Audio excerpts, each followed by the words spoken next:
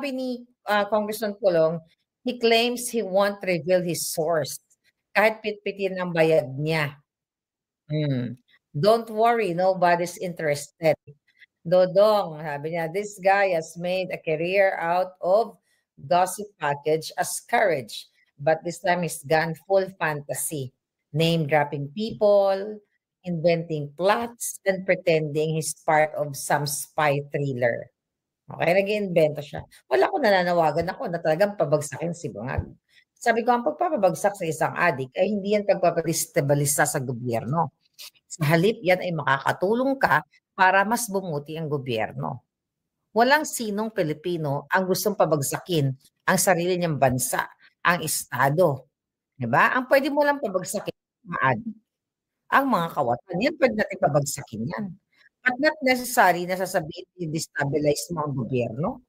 Pag sinabi mong i-destabilize mo yung gobyerno, sinisira mo, let's say, ang Malacanang, jornogin mo, pagsisirain mo mga government properties, yun ang pagdedestabilisa.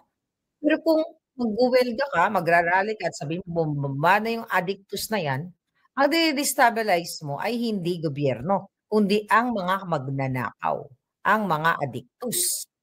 Now, sabi niya, okay, tuloy na sabi ni Pulong, the only destabilization happening here in his grip on reality.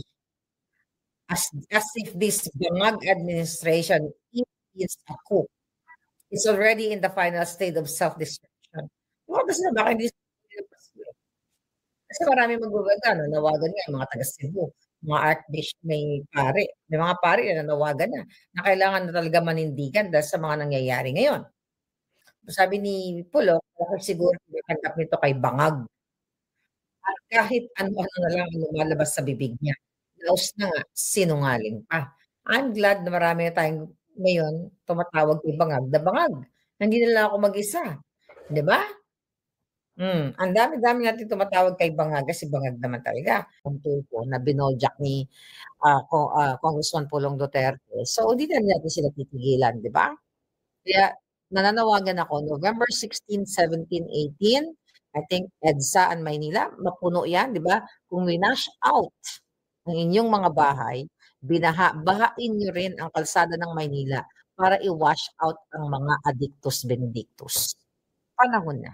Tapusin na natin ang mga destabilisador, di ba? Destabilizer sa ating gobyerno. Sino yung mga yon? Si Marcos Jr., si Lisa Tola, si Tambaluso, si Saldico, lahat ng mga sangkot sa pagnanakaw sa kapanuan.